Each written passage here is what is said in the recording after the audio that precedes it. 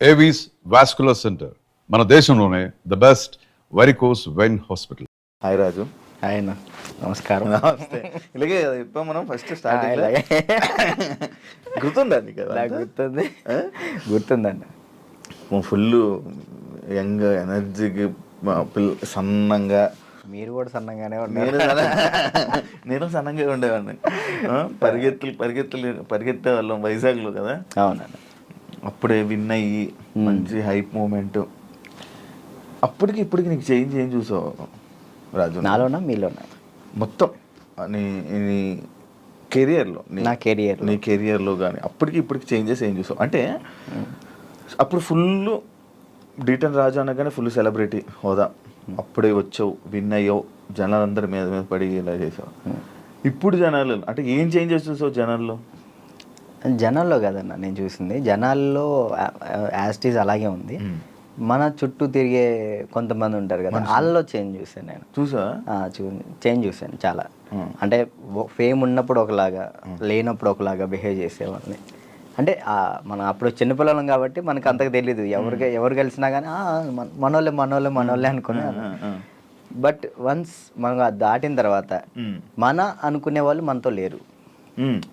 అంటే కష్టం వచ్చినప్పుడు ముందున్నవాడే మన ఫ్రెండ్ అంటారు, అలాంటి వాళ్ళు లేకుండా అయిపోయారు. సో అది తెలుసుకున్నా, ఓకే ఏదైనా కానీ మనం స్టాండర్డ్గా ఉన్నప్పుడే గట్టిగా నిలబడాలి. డబ్బు ఉంటేనే ఏదైనా అవుతుంది, డబ్బు లేకపోతే మనిషిని కాదు కదా, ఎవరిని లెక్క చేయరని అర్థమైంది నాకు. అంటే నువ్వు అనుకున్న వాళ్ళే నీతో లేరు, నా అనుకునే వాళ్ళు నాతో లేరు. అంటే ఓన్లీ జస్ట్ బికాస్ ఫేమ్ లేదు, అంతే. ఫేమ్ లేదని, ఫేమ్తో వాళ్ళు ఫేమ్ వల్లే వచ్చారు, ఫేమ్ లేదని వెళ్ళిపోయారు, అంతే అంతే. మరి ఏమనుకున్నావు మరి ఈసారి నుంచి అలా నమ్మొద్దు అలా? అంటే ఇప్పుడు మనిషి ఎప్పుడు ఒక దగ్గరే ఉండిపోడు కదన్న. ఇప్పుడు నేను అనేది ఇప్పుడు ఉన్నాను, D10 తర్వాత ఒకటి వచ్చింది, సరే నేను అక్కడే ఉంటాను, ఇంక ఎదుగుతా కదా, టైం ఉంది, నా ఏజ్ ఉంది కాబట్టి, ఇంకా చేయగల శక్తి కూడా ఉంది కాబట్టి టైం తీసుకొని ఇప్పుడు తెలిసింది కాబట్టి ఇంకా జాగ్రత్త పడతాను ఎలా ఉండాలి ఏంటి అని. నార్మల్గా నీకు లైఫ్ ఇచ్చింది చిట్టి మాస్టర్ అంటారు, కానీ కొంతమంది అంటారు చైతన్య మాస్టరే రాజుకి లైఫ్ ఇచ్చారు, రాజు అసలు సెట్ అయ్యాడంటే చైతన్య మాస్టరే అని అంటారు. అసలు ఇంతకీ ఏది నిజం? యాక్చువల్లీ ఏంటంటే అన్న, ఇప్పుడు డాన్స్కి నేను అక్కడ దాకా వెళ్ళాలి, ఎక్కడో కమ్మ ఊరిలో ఉండేవాడిని హైదరాబాద్ దాకా తీసుకొచ్చిన పర్సన్ చైతన్య మాస్టర్. హైదరాబాద్ దాకా వచ్చి డీలో సెలెక్ట్ అవ్వాలి అంటే మాస్టర్ ఉండాలి, మాస్టర్ బట్టి మనం సెలెక్ట్ అవుతాం. అంత వాళ్ళ స్టూడెంట్స్ని కూడా వదిలేసి రాజువే కావాలనుకున్న చిట్టి మాస్టర్. ఓకే, ఇక్కడ ఏంటంటే రెండు కంపేర్ చేయాలనుకుంటే ఇద్దరు సమానమే. ఇటు చిట్టి మాస్టర్ లేకపోతే నేను ఏమయ్యేవాడిని కాదు, ఇటు చైతన్య మాస్టర్ లేకపోయినా కానీ నేను ఎదిగేవాడిని కాదు. ఈ ఇద్దరు వాళ్ళే నేను ఈ పొజిషన్లో ఉన్నానంటే వాళ్ళిద్దరు వాళ్ళే, చిట్టి మాస్టర్ చైతన్య మాస్టర్ వాళ్ళే. ఓకే, చైతన్య మాస్టర్ ఎందుకు సడన్గా నువ్వు చాలా ఎక్కువ బాగా ఫీల్ అయిపోయి ఫేస్ కూడా చేంజ్ అయిపోయి అసలు ఏం మాట్లాడుతున్నావు అన్న సిచ్యువేషన్కి వెళ్ళిపోయావు ఎందుకు అంతా? అంటే యాక్చువల్లీ అన్న, అది నేను ఫస్ట్ 4:30 టైంలో నాకు ఫోన్ చేశారు ఆయన, లాస్ట్ వీడియో కాల్ చేశారు. ఆయన చేశారు నాకు వీడియో కాల్ చేశారు. అంటే ఆ సిచ్యువేషన్ జరిగే ముందర ఆయన 5:10కి చేసుకున్నారు. ఫస్ట్ కట్ చేసిన, అంటే ఎప్పుడు సరదాగా మాట్లాడుకున్న వ్యక్తి కాబట్టి ఏంతో ఏం లేని కట్ చేసిన. మళ్ళీ చేశాడు, సరే ఏం అవసరం ఉందా అని చేసిన. కొంచెం డల్గా ఉండి మాట్లాడటం, బాధపడటం, ఏమైంది మీకు, ఎందుకు అట్లా బాధపడుకుంటారు, రండి మన దగ్గర రండి, అందరం కలిసి ఉందాం, ఎంజాయ్ చేద్దాం అని చెప్పి నేను మాస్టర్ చెప్పిన. సరే జాగ్రత్తగా ఉండు, మంచిగా ఉండు అంటే, నేను ఏమైంది మీకు పిచ్చి పెట్టిందా అని చెప్పేసి నేను అలా మాట్లాడాను. సరే ఈ లోపల ఫోన్ కట్ చేసి ఆనానికి వెళ్ళి వచ్చే లోపల ఫోను ఇట్లా మాస్టర్ ఇట్లా చేసుకోండి. నాకు ఫ్రాంక్ చేయడానికైనా కొంచెం బుద్ధి ఉండాలిరా అని నేను అందరిని తిడుతున్నా. నాకు అసలు అర్థం కావట్లే. 2-3 గంటలు వీడియో చూసేంతవరకు నాకు ఏం జరిగిందో వీడియో చూసిన తర్వాత అన్న వెళ్ళిపోయినా. నేను అక్కడికి వెళ్ళిన, అసలు అందరూ ఏడుస్తున్నారు, అసలు నా కళ్ళలోంచి నీళ్ళు రావట్లే. ఆయన పక్కనే మాస్టర్ని ఇలా పట్టుకున్నాను, అక్కడ తీసుకెళ్తున్నాం, అందరూ ఏడుస్తున్నారు. నాకు ఎలా ఉంది ఇప్పటికీ, ఆయన బతికి ఉన్నారు అనే ఫీల్లోనే ఉన్నా నేను. అంటే ఇప్పుడు మాస్టర్ చనిపోయారు అనే ఫీల్ అయితే నాకు లేదు. ఏదో ఎవరినో బాడీని తీసుకెళ్ళి ఆడ పెట్టిను. ఈయన ఎక్కడో బ్యాంకాక్ సింగపూర్లోనో ఎక్కడో ఉండి అట్లా ఆ విధంగా చేసి ఉంటాడు అని నేను అనుకుంటున్నా. నా దృష్టిలో అయితే అదే ఉంది. ఇప్పటికీ ఆయన చనిపోయాడంటే నేను నమ్మలేను ఇప్పటికి కూడా. ఇప్పటికీ స్టిల్ ఆ ఫీల్లో లేను నేను. ఆయన చనిపోయిన ఫీల్లో లేను. ఓకే. ఒక దగ్గర ఇప్పుడు ఎక్కడో యాక్సిడెంట్ అయింది, మనం ఎవరు ఫోన్ చేస్తాం మనం? ఇంట్లో వాళ్ళకి. నాకు మా ఇంట్లో వాళ్ళ నెంబర్ తెలీదు. 8187861143 ఆయన నెంబరే తెలుసు నాకు ఇప్పటికీ. మాస్టర్ నెంబరే ఆయనే, ఇంకా అన్నీ ఆయనే.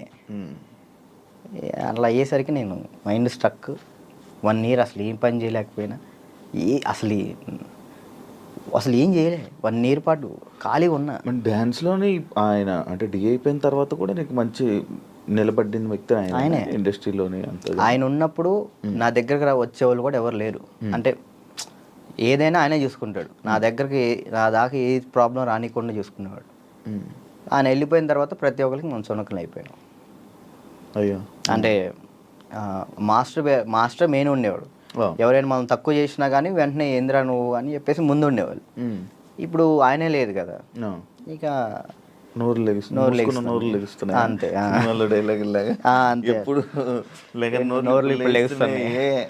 అంతే ఇక ఆల్మోస్ట్ ఇక అంతే.